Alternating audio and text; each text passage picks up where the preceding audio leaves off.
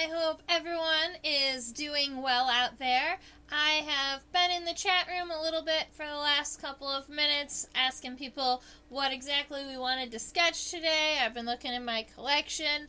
I know we've been sketching a lot. We've sketched a large variety of insects in the Sundays and Thursday sketch-alongs. So I'm closing in on picking some like oddball specimens. I think we do have a couple butterflies left to sketch, and like I was talking to Louise in the chat, I also have rove beetles and ichneumon wasps, neither of which we've sketched, but I thought today we would look at this bug right here. We call them the crawling water bug. Their family name is Naucoridae, spelled this way. And like some of you have noticed in the past, if you wanted to get into taxonomy, all of the family names for insects end in IDAE, and that's how you're going to know that it's a whole family of insects. I'm not exactly sure what the species of this Naucorid is. I don't think I've identified it yet, although I did collect it in Michigan. Yeah. I did collect it in Michigan back in 2011, which is also the first time I got bit by one of these insects. So it's very possible that this Naucorid is actually the insect that is the one that bit me in front of a group of children. Yeah, they're not super nice to handle, even though they're so small. I'm going to go ahead and get us a measurement. I know us nature journalists really like, let's go in centimeters and see what the measurement looks like. Alright, so from the front of his head to the back of its abdomen, it is 0.9 centimeters. So if you wanted to switch that over to millimeters, they're calling it 8.9 millimeters. It's right there on the edge. But 0.9 centimeters is about the right length for this guy. So he's not even a centimeter long, but it does have venom in its mouth parts. So this is an insect that we consider a true bug. Meaning that I'm just going to give you a little bit of an overview of the insect before we get started sketching it. This is a true bug, meaning that it actually has a piercing and sucking mouth part. I can go ahead and flip it over, or actually I'll just turn it sideways really quick so that you can see that.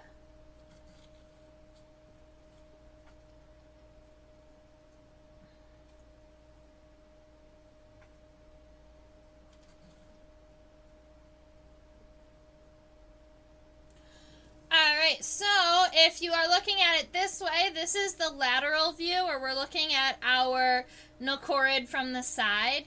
You can see right about here, that's actually its compound eye, and if I continue zooming down further and further, I get to this part right here. That's its beak. That's its piercing and sucking mouth part. So it actually has the ability to pierce with that, inject venom, paralyze its prey, and then drink them. It also will be flipping this insect over a little bit later. Let's do it now. And if we flip it over,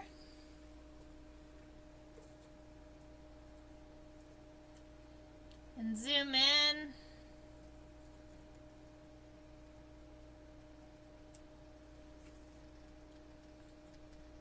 come on.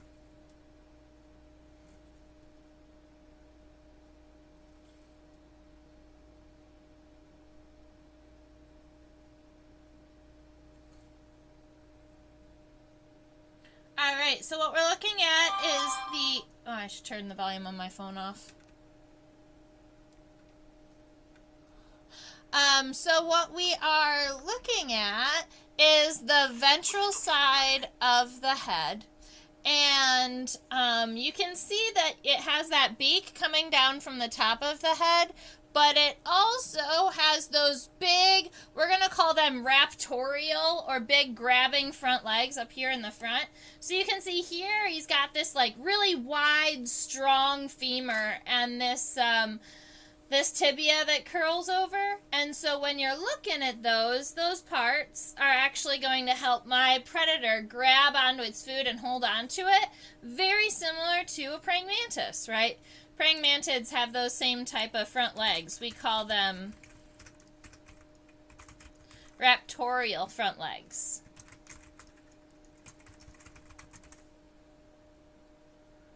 So that's a little bit on identification of our friend here.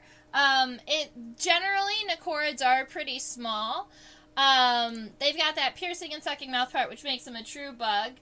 Sometimes I think that they have a very similar body shape to, let's say, a giant water bug, except giant water bugs tend to be significantly larger. Alright, so I want to make sure that we give it kind of a full body view first so that we can go ahead and get a sketch of the outside.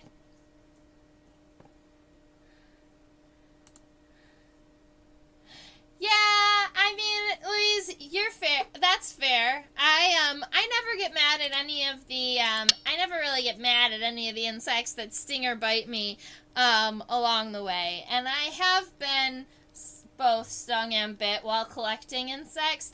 You just learn to be more careful. It wasn't too bad.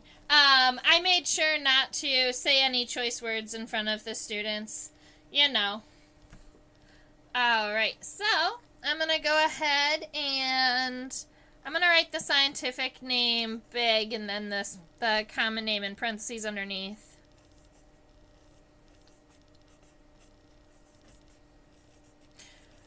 So Naucorids is the scientific name for crawling water bugs.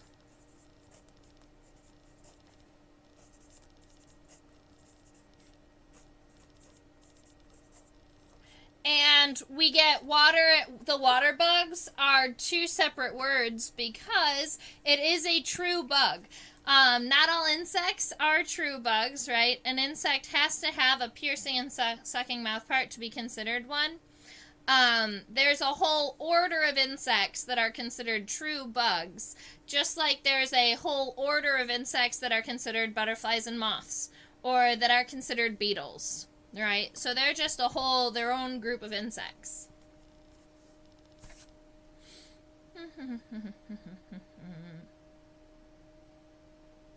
I'm gonna want to sketch the ventral side of our friend too here, so I was just trying to figure out which direction I'm sketching. This will be fine. I'll flip it over if needs be.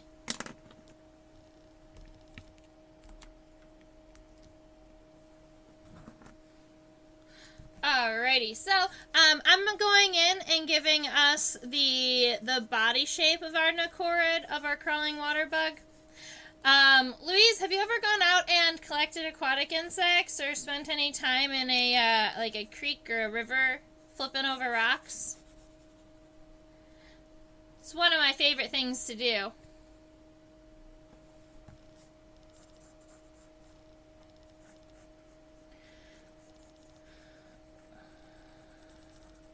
I'm going ahead and trying to give myself kind of a lighter outline of what I'm looking at for our body shape.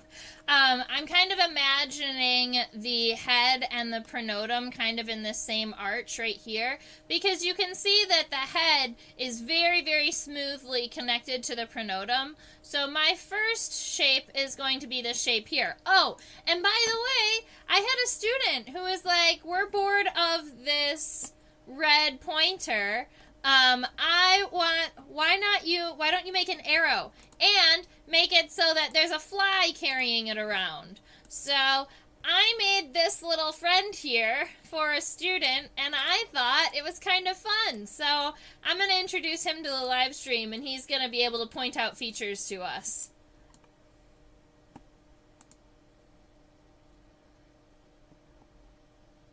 Alright, so you spent a little bit of time flipping over rocks and getting bit by mosquitoes. Aw. Sometimes, so like you'll find if you're flipping over rocks in a stream that's moving pretty quick, you've got like, we call them riffles, or they're like little rapids in the water where the water is going over a stone or a piece of wood fast enough that it creates like a little rapid. We call those riffles. And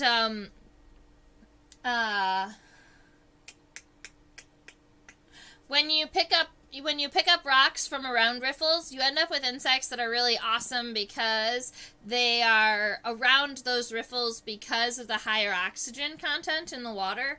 So you'll find things like stoneflies and mayflies and a lot of insects that have gills that actively need a higher oxygen content. Alright, so we've got the pronotum and the head overall shape taken care of, and I'm going back in here. These are the first pair of wings. They are not considered elytra because elytra are for beetles. These are what we call hemielytra. So I always forget if it's an E or an I. Let me look them up. It's an E. Alright, so we call them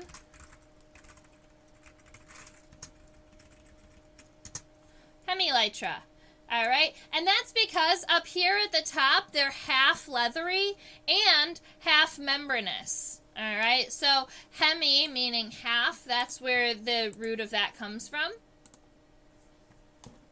And I'll go ahead and give him some wings.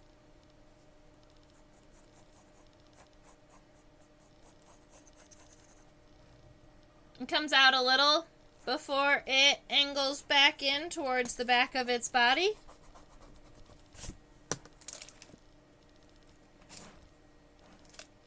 And then always trying to make sure that you've got your insects symmetrical.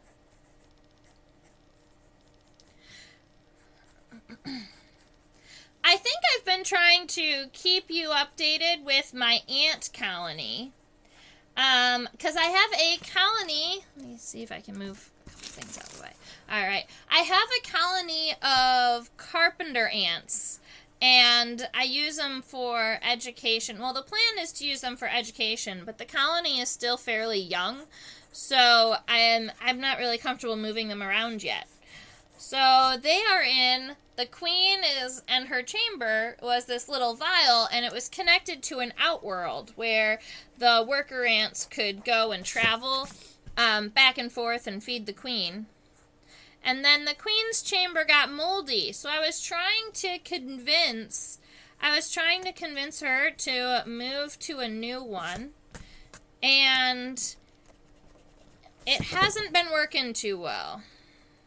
She has a mind of her own. She finally did decide to leave the old moldy vial, but now she won't move into the fresh one. She's decided to live in the outworld. Silly lady.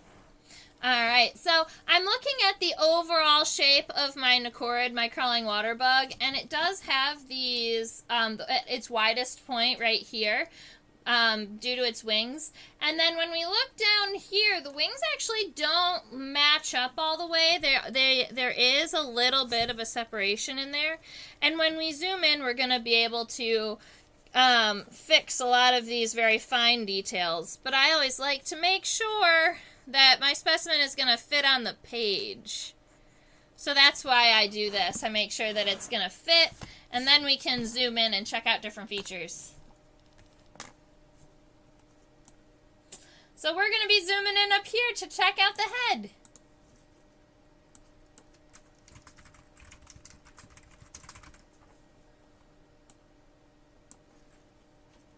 Alright.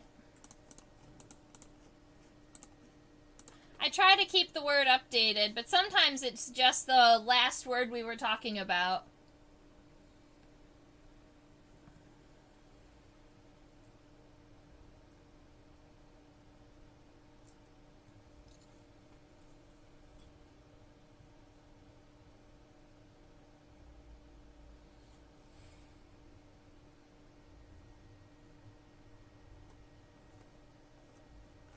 It's crazy when you're working underneath a microscope, even the smallest movement can move the insect a far ways. I'm going to give us a little bit more light, see if that helps with a little bit with this focus. Look at those eyes.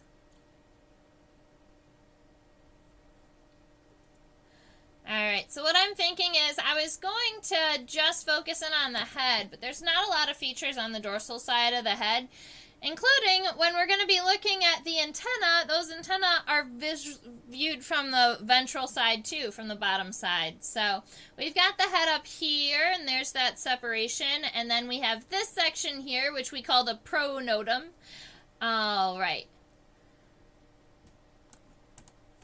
So, let me go ahead and see if we can start sketching this.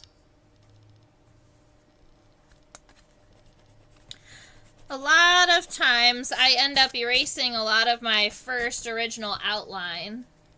So I'm going to go ahead and start from the back side of my head. It does have a little bit of like this convex U shape where the eye is. So the head is broken up. If you're looking at it from the back side, you can see that there's a little bit of an arch for both of these compound eyes.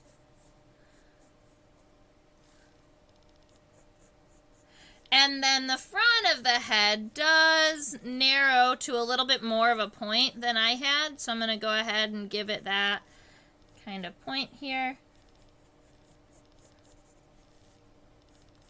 Awesome. And then taking from right about here where we have our arches, going ahead and giving the angles in this direction, right? So you want to make sure that the angles kind of go away from the center line. So the going this way on this side and this way on this side. It looks like I might want to actually move this a little bit to the left to keep it even. More like that. Awesome. So I've got my head taken care of. There are these really pretty kind of, there is this really pretty design here that's a double line of darker dots that comes down and kind of makes a circle here. So if I wanted to go ahead and sketch that, I could give myself this series of double dots with this circle at the base. I think that that's a pretty cool color band, but I'm not sure if it's specific to the species or not. Just like I'm seeing on my pronotum, there's almost like this M shape in the coloration. Alright, so I'm going to go ahead and get my pronotum taken care of. It might be that my pronotum is just a little bit longer than I originally sketched.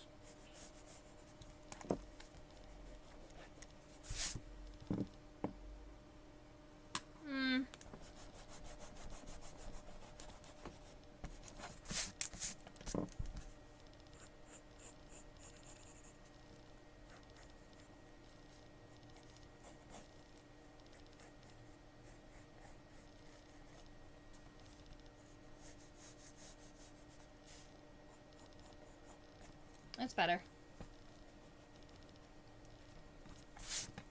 Awesome. So this section right here is the first segment of the thorax, and when we're looking at it from the top, we call it the pronotum, spelled P-R-O-N-O-T-U-M if you are labeling your sketch. This is also where our first pair of legs is going to be connected on the underside. If you see right around this angle, there's this line of punctations. Punctations is our word for little dots or little punctures in the exoskeleton. And so you can see there's this kind of line here. And it separates what looks like striping on the pronotum from these speckled dots texture, which is, I think, kind of fun. So I'm going to go ahead and give my Naucoridae that series of punctures. And then when I come back and do this in ink a little bit better, then those will look a lot better. but I'm going to go ahead and I'm not going to be exact on those lines because I know that there's likely a lot of variation in species, but it's cool to get the overall colors of the specimen that you're looking at now. So I'm giving myself the outside of that M. And then in this area is where I would kind of fill it with these dots. And then when I came back and did it in pen, I would erase this M and I would only fill it with dots so that you don't have that solid line on the outside. Outside of maybe these right here, which are in the coloration, which are kind of cool. I love them. All right. Very good. So we've got the head and we've got the pronotum taken care of and a little bit of this, and a little bit of the texturing.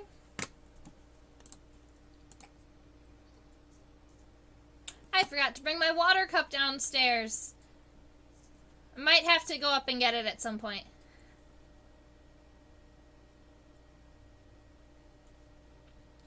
Alright, so we are looking at the back of our insect and the dorsal side of our crawling water bug.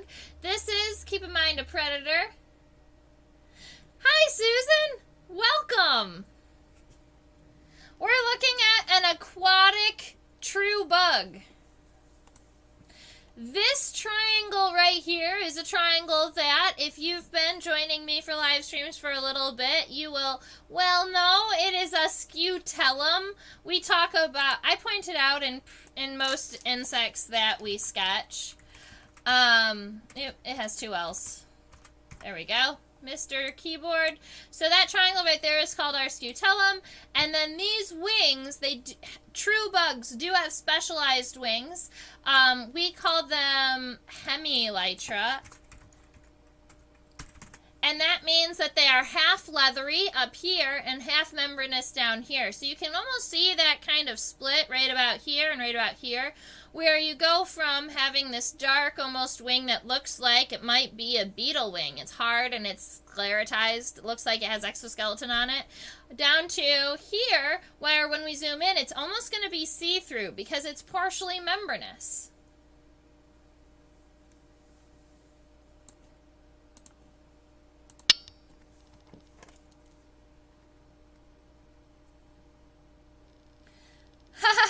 Very good, Susan. That makes me happy. Alright, so you're curious about why I don't spread their wings for true bugs like I do for butterflies and moths. Now, butterflies and moths are better identified, are more easily identified with their wings open because you need to be able to see the coloration and the wing venation.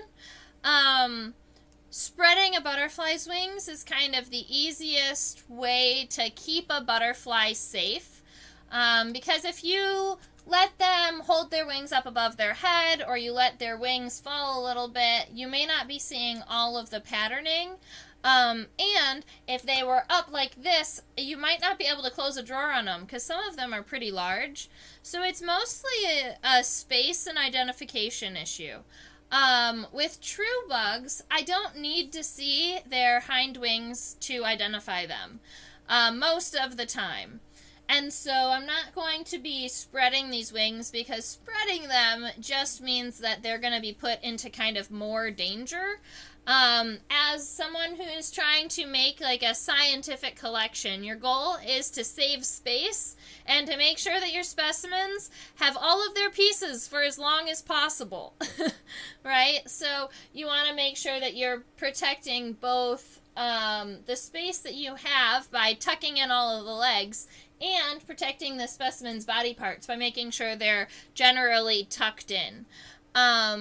You'll see that even with some of my beetles, it would have been a lot easier to sketch if I had pinned them with their legs open, with their legs wide, because then we'd be able to see all the features better.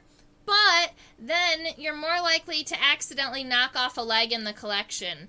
So I do tuck a lot of my specimens, but butterflies and moths are just another thing because you need them. You need that colors and those veins to identify them. Alright, so I'm going ahead and giving myself these angles here. You can see that there is a little bit of separation between my pronotum and my hemielytra.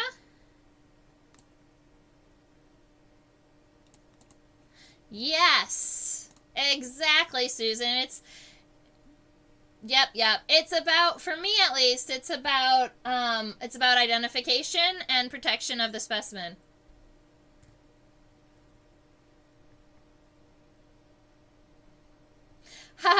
Well, yeah, I mean, I could definitely spread a Bellistomatid's wings just for show, you know, just for display purposes. I don't have a specimen right now that isn't dry that I could do that with, but next time I have one. Alright, I'm pulling out this shoulder a little bit, and then bringing this angle fairly sharp down. You can see that right about here, its wing is actually pretty angled. And then at some point, it comes down into this U, and they don't match exactly at the bottom. You can see that. But I'm going to go ahead and scoot it just an eensy bit up, hopefully. Yes, very good. So you can see that the tips of the wings don't really match down here. So when we're sketching them, we go ahead and make sure that they stay just a little bit separated. Gotta keep them separated. Alright. It's kind of like grasshoppers, Susan. A lot of times people, but grasshoppers, I guess, might be a little different. A lot of times grasshoppers are easier to pin with their wings closed and against their body.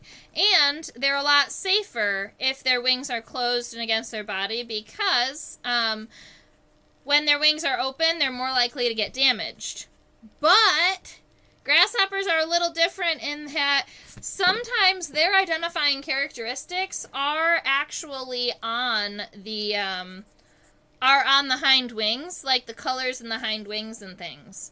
So I have some grasshoppers that I think I might have to open up their wings to be able to identify. That'll be interesting.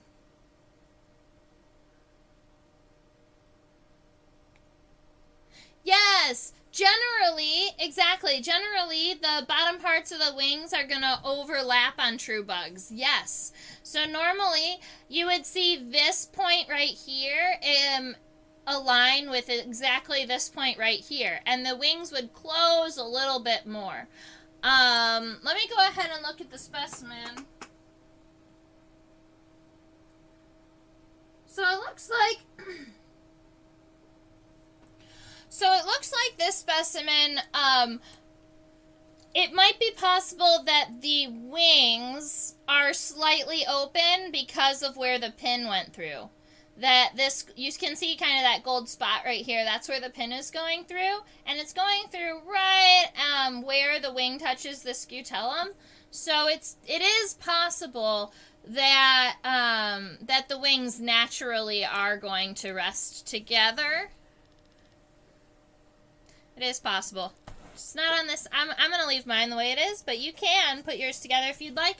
The angle would match this point here to this point here.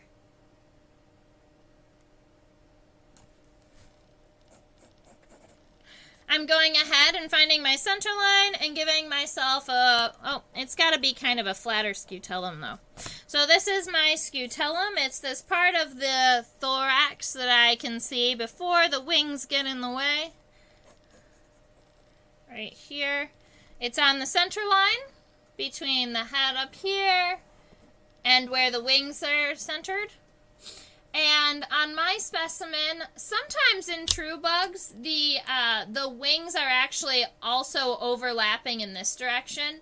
But in this guy, his wings do kind of stop at this center line for a moment before continuing on.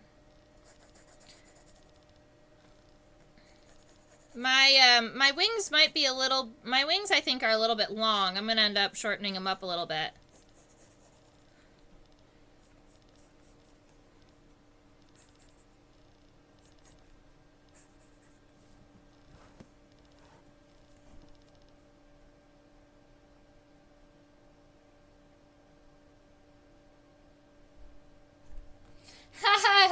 If the scutellum were a little crooked, it would be a scutellum. I love it. Oh, Susan, you're great. Alright, I was trying to give myself a couple of basic points because I'm thinking I'm going to end up shortening my wings a little bit after working down from this scutellum. So I have my base triangle, my scutellum taken care of here, and I do have these, I don't know what I would call this line in the exoskeleton. It's not a ridge, ridges are up. Anyway, it comes from both of the edges, and they should match at the center. Like this. And then that is going to cue the bottom half of our wings, of the leathery part of our wings. And from what I'm seeing, I was trying to figure this out, but from what I'm seeing, it looks like this angle and this is an angle right here. So we're just going to be bringing these down, and maybe we don't get a loop here. Maybe we get...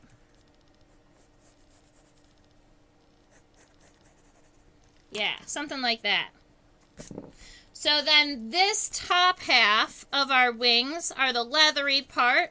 And the bottom half of our wings are the membranous part. So let's see. We've got this wing, and then the continuation from here to here is going to look something like this.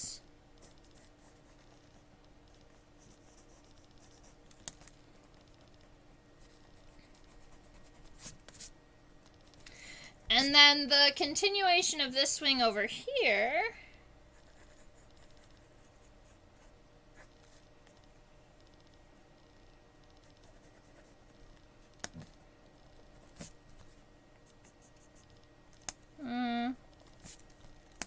that is right.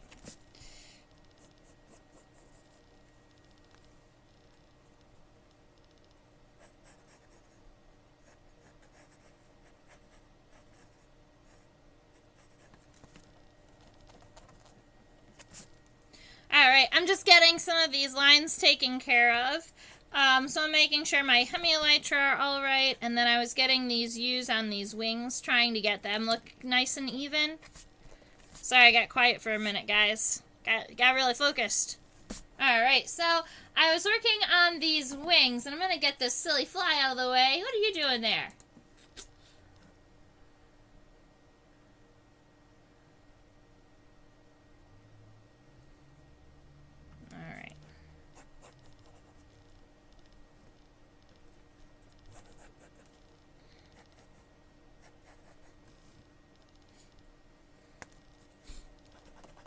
Alright, so one of the things I love about Naucorids are their head shape and their mouth parts and then their front legs, I think, because those are also key features. They're fairly interesting. So what I want to do is go about and sketch the underside of some of these sections. Groove would be a good word. The groove is part of the hemielytra. It's not the edge of the wing. The edge of the wing is actually up here. So you've just got this kind of, it's a very distinct groove in the hemielytra. And it's a part of it. It also looks like, you know what? It looks like that groove is supposed to line up to where the membranous wing starts. So I might have to change this angle a little bit after looking at that, because it looks like my groove might come all the way down and match kind of this angle where the wings are coming out. That looks a lot better. Yeah! Look at that. Thank you. So that groove is coming down as part of the hemielytra and is also likely strengthening their flight ability or their ability to hold their wings stable while they're flying, because their membranous wings underneath are going to be mostly flight wings. All right, let's flip it over.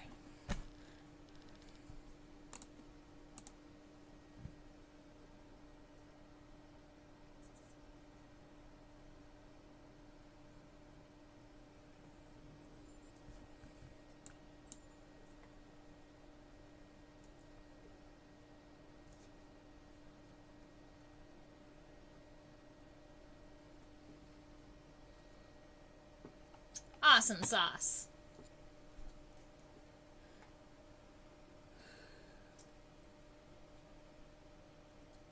So if we are looking at our wings, our crawling water bug has, I said wings. If we're looking at the legs, our crawling water bug has two different types of legs here. It has the raptorial front legs up here for grabbing onto its prey, and back here it has walking legs. We call them ambulatory legs.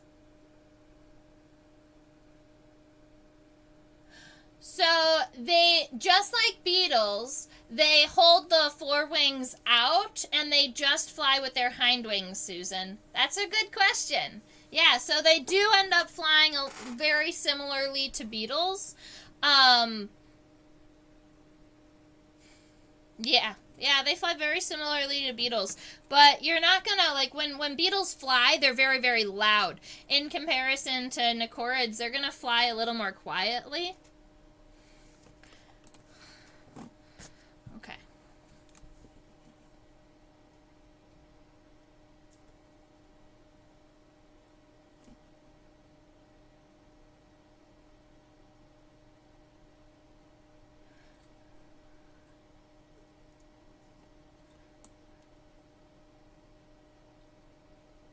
Look at those.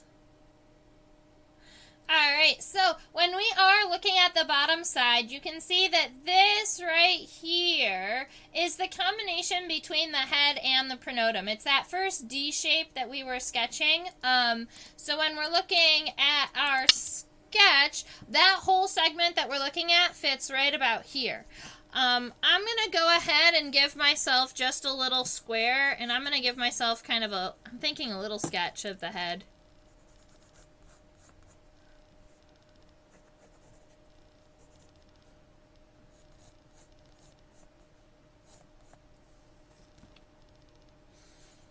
There's a part of me that just wants to flip the paper over, though, and do it justice. That's fine. This will be good.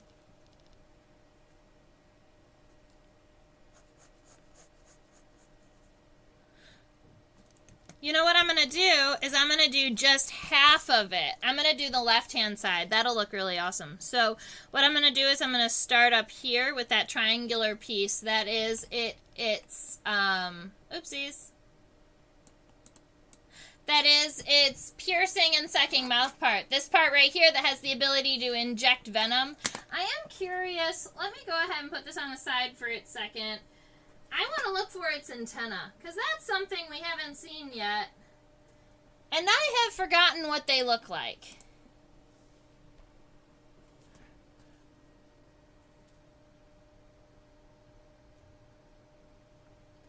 So I have the question, where even are the eyes?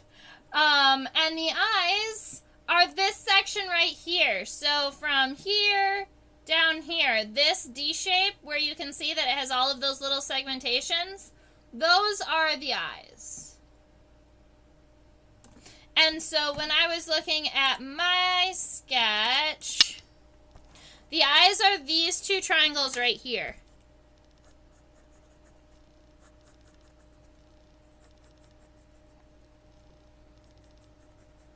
But a insect eyes are going to, a lot of times insect eyes are going to kind of bulge away from the head, whereas Naucorids, their eyes are very, very flat, kind of very even with the head.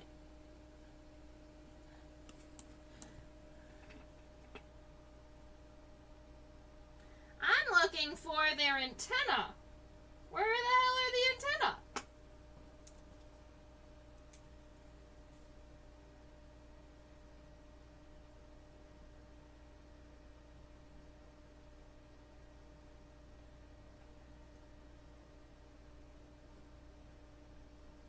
You know, it's funny as I've never thought about the antenna of these guys, so I don't know if I've... There it is! Look at how cute it is! Alright. Oh!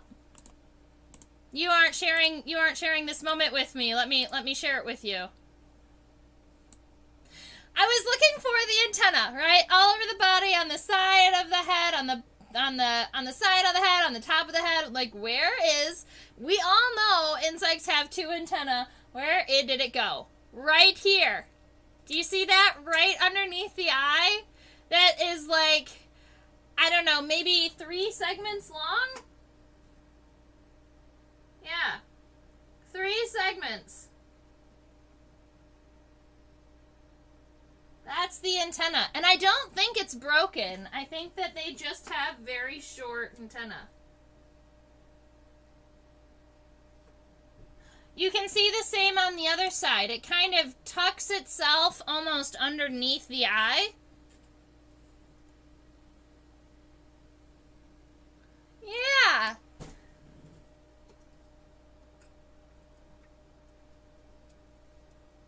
Thank you for sharing your antenna with us, little friend. Oh, and now that we zoom out, I can still see the antenna. I just couldn't see them before we zoomed in. They're right here, right there, and right there. Awesome.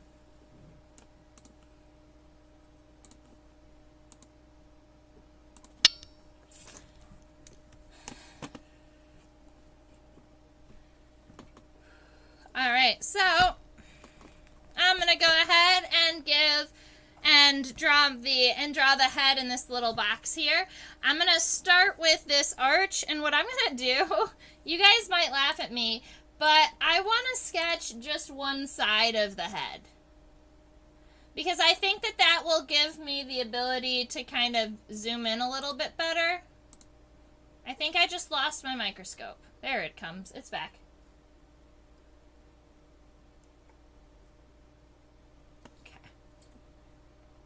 That'll be about right.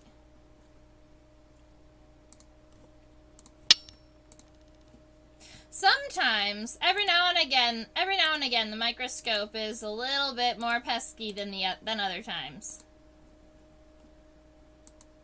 Come on, you got this. All right. So we've got our Naucorid flipped over. Let's see.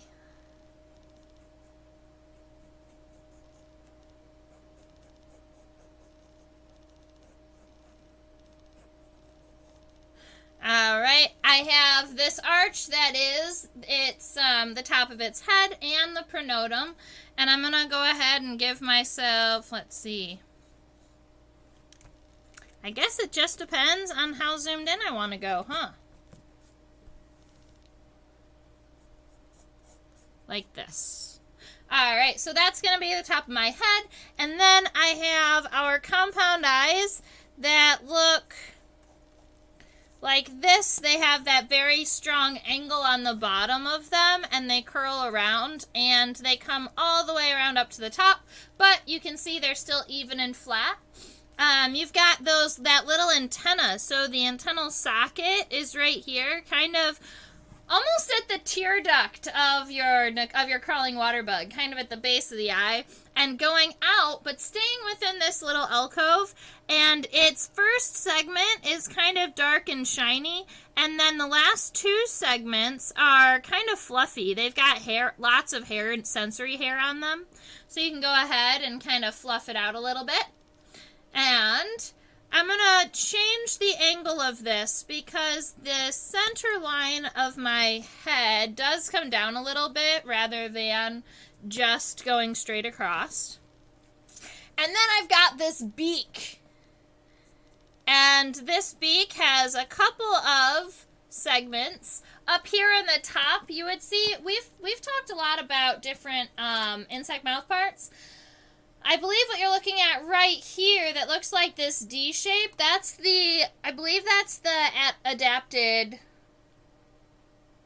labrum or the upper lip. And then on the sides right here and here, you've got that sheath that protects the piercing part. And those are adapted labial palps. And then you've got the very sharp piercing sucking mouth part. And then you've got these. He's got huge femurs. Alright, he's very, very strong front legs. And so if you're looking right about here, this is what we're going to consider the coxa. This is kind of like the hip bone, and it's where it connects to the body. So you can give yourself that little circle with, it almost looks like a little doll. It looks like a circle wearing a dress or a horn. Don't mind me. Alright, so that's going to be our coxa. But then our raptorial front claw, that femur is huge. And you can go ahead and make it nice and wide and round. And that is going to be used for catching prey. Alright, so our friend here is definitely an awesome predator and has grabbing legs, just like a praying mantis. But it also gets venom. So it gets both grabbing legs and the ability to paralyze its prey. This, where it curves around, this is going to be our tibia, and then we've got some tarsal segments at the end. So if we're coming from right about here, we've got this is our tibia. Oops. I'm going to make it. What I'm going to do is I'm going to give myself the full arch, I think, and then just break the individual segments off. Because you want to make sure that the base of this is wider than the tip. It's going to be nice and sharp. More like that. And then you can go ahead and give yourself those segments. Let's go. I'm going to zoom in and see how many segments are in that are up here at the top. Oh, it just looks like one. It's one tibial. It's the tibia and then one tarsal segment at the very end. So it's more like that. With one little segment at the end.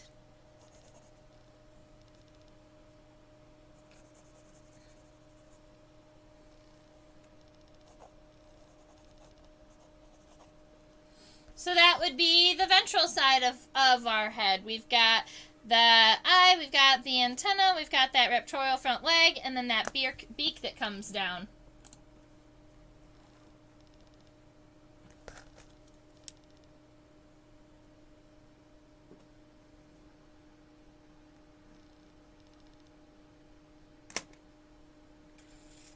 Yeah, so Susan, you didn't realize true bugs could be venomous. Yes, exactly. Naucorids, the crawling water bugs are venomous, but also assassin bugs, those carry venom. Giant water bugs have venom.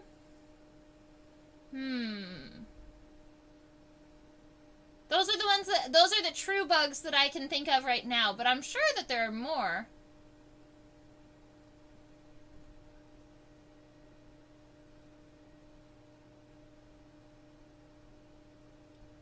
They do have similar front legs. Yes, giant water bugs also have raptorial front claws.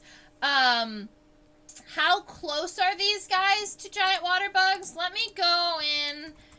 I will look up your question. I believe that they are pretty closely related, but I don't want to tell you that unless...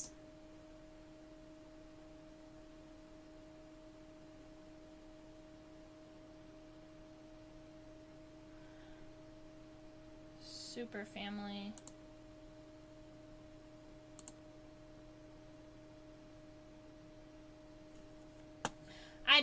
They might not be that closely related.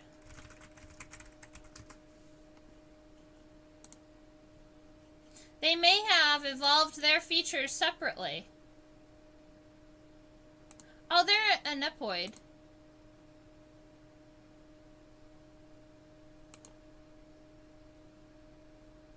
Alright, so I guess the answer to your question is crawling. From how I understand what I'm reading, crawling water bugs came first, and then a little bit later, giant water bugs came around. So they are in the same, they're in the same infra order. They're both Nepomorpha. But they are fairly separate. Giant water bugs are actually closer related to water scorpions than they are to these crawling water bugs.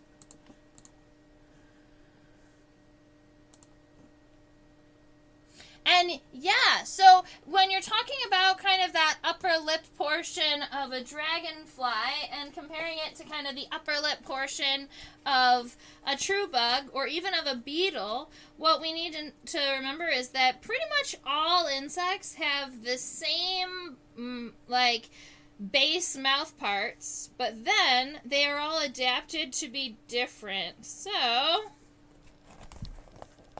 I've got this is a Dragonflies of the East book, and, oh man, I'm not going to be able to get it close enough for you to be able to read it. But yes, right about here, you've got that labrum, and it looks very, very similar to that upper lip portion that we were just talking about, except dragonflies and damselflies are going to also have chewing mouth parts. So instead of having sheaths that kind of guard their piercing sucking mouth part, they're going to have two mandibles and then labial palps.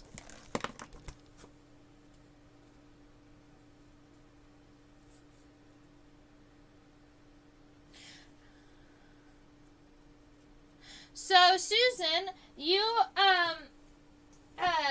wheel bugs do have venom. Alright, so wheel bugs have venom and do have the ability to inject and paralyze their prey. So, I don't know who told you that, but that one would be a falsehood. There are a lot of odd wives' tales that get put out about insects and other arthropods. But yeah, all of our assassin bugs are going to have a piercing and sucking mouth part with venom. It doesn't mean that they're deadly to humans. It just means that they are injecting a chemical to help paralyze a prey. I love all of the questions. Yeah, I actually have a wheel bug in my collection. We could look at it for a minute. I have already sketched a wheel bug with the live stream, so we wouldn't want to sit down and really spend a lot of time sketching it. But we could check out its mouth parts and stuff. Do you want to do that? Because I feel like I just finished my sketch. We're closing in on an hour, and I know that that's a lot of people's kind of limit, but I'm always willing to go an extra 30 minutes as long as I have somebody to chat with. Let me go get the wheel bug.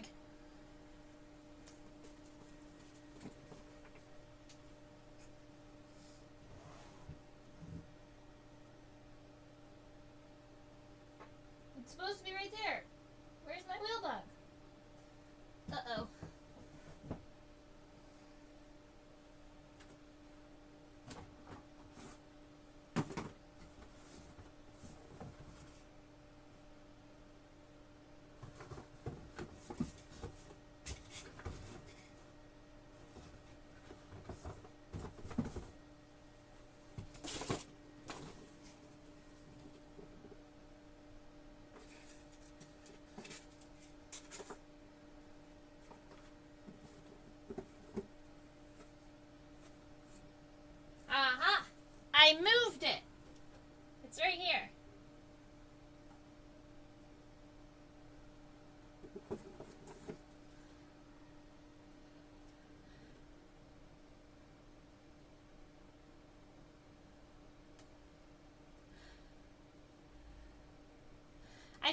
accidentally left my wheel bug out without putting a lid on it, and it got a little bit of dust on it, but we can still check it out.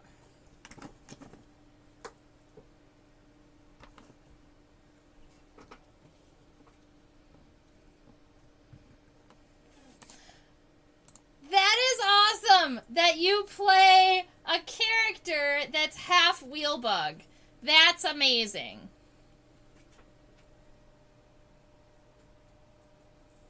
I have never heard of that. So, if we want to, so we are now looking at Aurylus cristatus.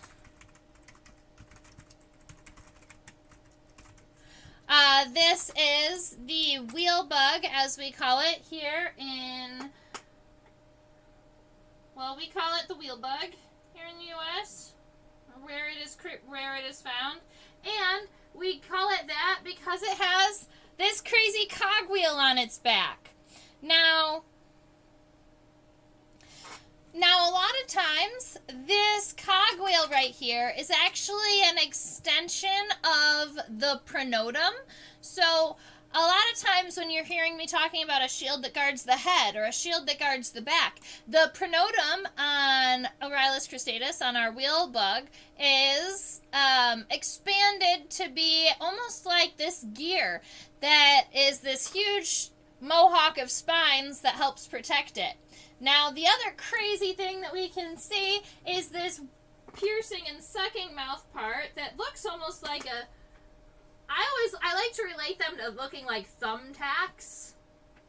They're just huge. Now, generally, wheel bugs are going to not want to bite people. Even if you kind of handle them, you are probably not going to be bit. They're not really aggressive. So even though some insects have venom, it doesn't mean that they're always going to use their venom as a first resort. A lot of times my wheel bug is going to rather try and get away first. And I believe they also have the ability to what we call stridulate, run one body part over a series of ridges that makes a squeaking noise.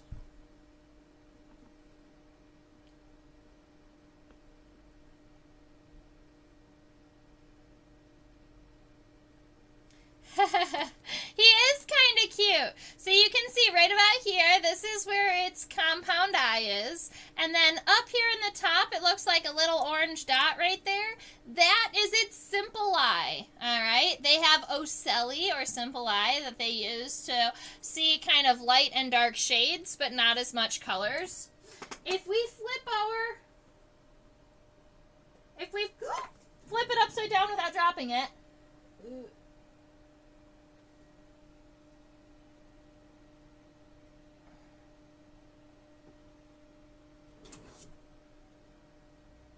well, it lost a piece or two. I accidentally dropped it. That's okay. Alright.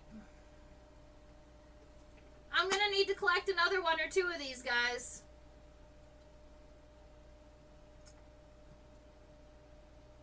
Alright, so if we are... No, I know, I didn't mean to drop it. It just happened... Sometimes insects accidentally get dropped. Luckily, he kept all of his legs and the main pieces of his antenna, but unfortunately, he lost a couple of his tarsal segments and a segment on the end of his antenna. So, I'm going to need a new specimen. That's alright. We're checking out his beak, and he still has his beak. So, if we look right about here, we are seeing where its beak kind of touches the bottom of its body, and you can see that there's this ridge right there. And that's the way that it makes its stridulation, or that squeaky noise. Yeah, he has a little notch to tuck his proboscis into. Exactly. And if he rubs it along the edges, he can squeak.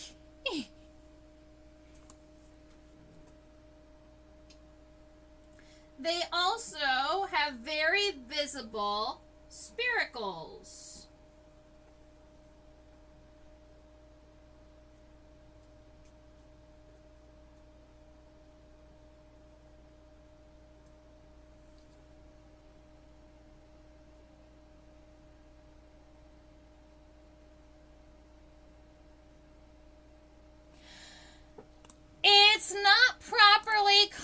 a beak or a proboscis? It's called a...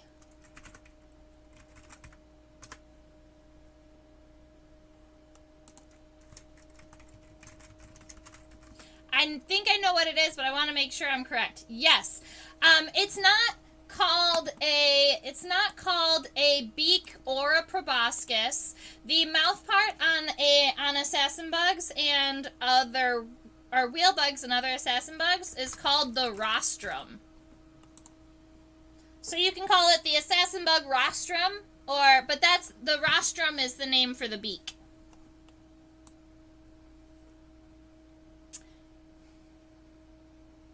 I believe rostrum will also be the name for the beak of our crawling water bug that we sketched today.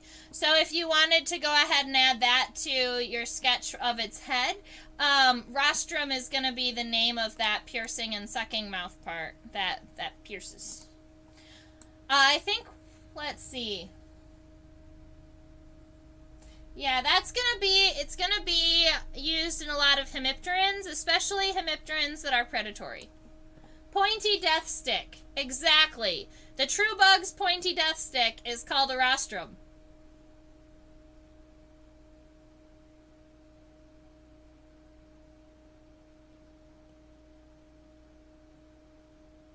Most steampunk bug. I love that. I'm going back and reading a couple of quotes that I missed.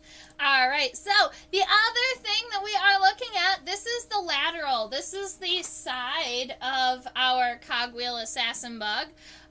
It's the lateral on the abdomen. Does anyone wanna throw out a guess as to what my little fly is pointing at? Right about here. And there's another one way over here.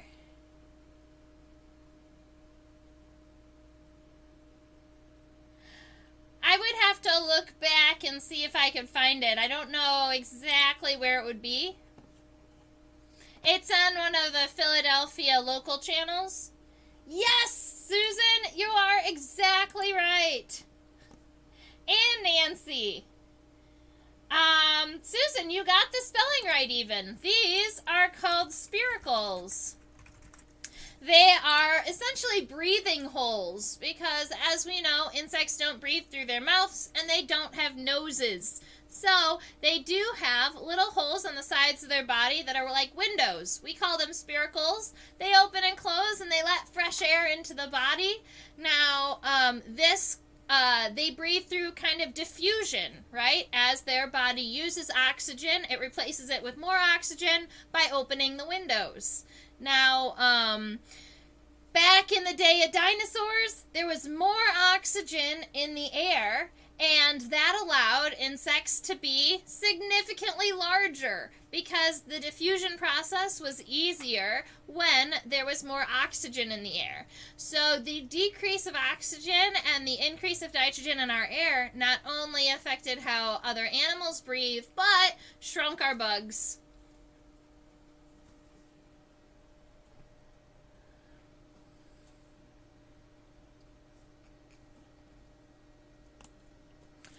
And we can look at the hemielytra on my assassin bug because he has hemielytra just like my Naucoridae did.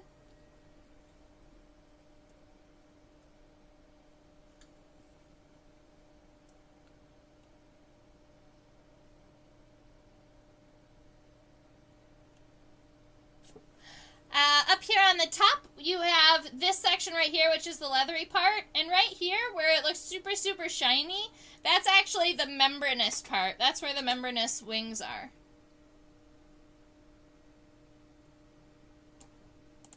It would be so cool to go back in time and see a dragonfly with a 2-foot wingspan. I want to see it so bad. And can you imagine the type of like large flies or large insects that they were able to eat? Like, maybe not flies, right? Flies came a lot later. They were probably eating... Man, I wonder what they were feeding on if they weren't feeding on flies. They were likely feeding on... There were some species of caddisflies that that some people actually I can show you.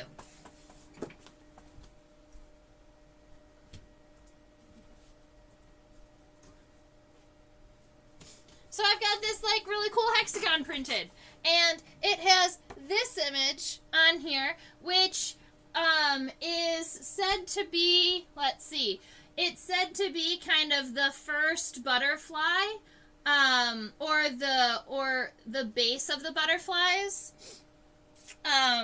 evolutionarily, kind of like one of the first or the ancestors of butterflies, except that it has wings with kind of longer hair-like scales, so it's actually closer related to a caddisfly than a butterfly, like the caddisflies of nowadays.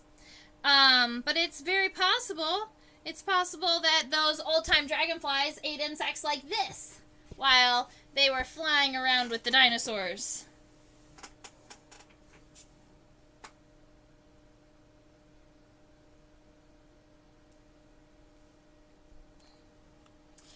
Alright, so I am pretty happy with... Yes! That was pollinated by a butterfly like caddisfly. That is this one right here. Exactly.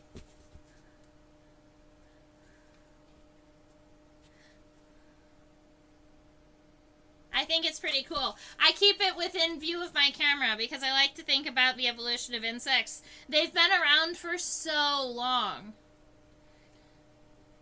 There was a new paper that came out about the evolution of beetles and how the beetles interacted over the course of like the dinosaur time frame and the original beetle, and they did all these new genetic tests, and they ran the top levels of the order of Coleoptera, so they reformatted some of the families, but we're mostly working on like super families and like how the beetles are related to each other. And that paper came out in 2022, in March of this year. So I have had it printed, and I read through it once, but I plan on writing up a little blog post about it because I found it really, really fascinating. And then we ended up talking about the fact that staphylinids actually don't exist anymore. Now they're a subfamily. Anyway, so I'm pretty happy with what we've been able to go over today. Are you happy with seeing our cogwheel assassin bug? Is there anywhere else on the cogwheel assassin bug you would like to see? And does your tabletop, does your RPG character have a sword that's like a rostrum? Because I'm curious. And does your character have venom?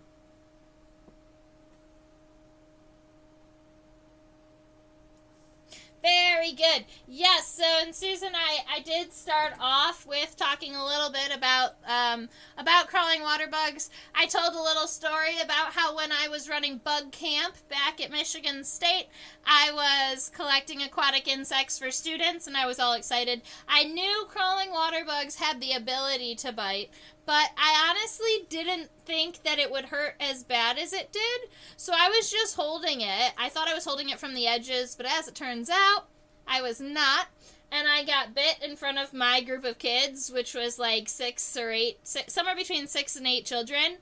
I had to hold in all of the curse words and jump around like a crazy person. They laughed. They thought it was really funny. But I believe that was in the 2010-2011 time frame. So it is very possible that the specimen that we sketched today was the only Naucoridae to ever bite me.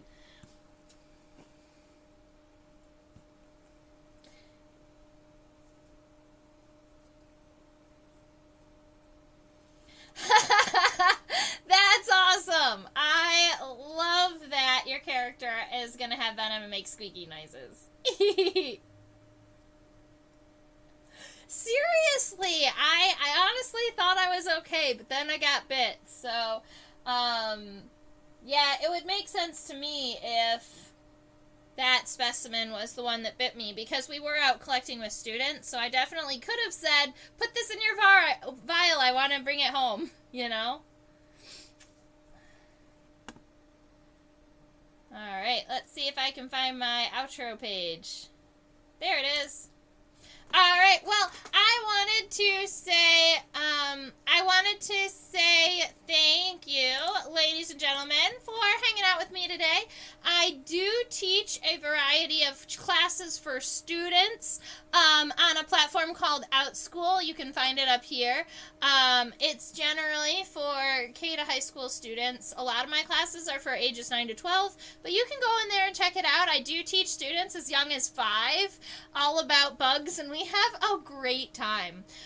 If you are new to this channel or you have not yet subscribed, go and do that. That's what this is reminding me of. You can hit the subscribe button. You can follow my page and subscribe to me there. If you hit the little bell that's next to the subscribe button, you'll even get notifications to your phone, so you'll be able to know exactly when I'm going live, especially because I have something like five vials of insects that I need to pin right now. I'm getting a little bit behind, so I'm probably going to be pinning live shortly because I need to. And I would much rather pin while I'm on live stream with you guys than kind of just pinning alone. So we're probably going to be doing that soon. And if you have notifications on, that'll let you know. I post all types of awesome pictures on Instagram. I had been posting a lot of microscopy images and playing Guess That Bug. I will probably start doing that again at some point. But right about now, I've been sharing a lot of my pictures of moths from blacklighting. I have, so that's where I've been sharing those. And when I go outside and go on like little hikes or go nature-y places, I've been posting all that type of stuff on my Instagram. So you can go and check that out. And I'm going to read the final couple comments. Let's see.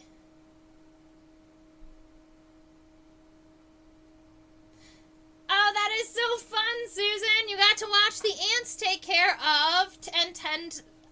You got to watch ants take care of and tend to aphids.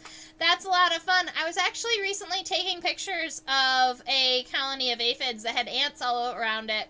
And I was trying to see if I could photograph that, but my camera was not focusing as well as I wanted it to, so I couldn't get my own picture.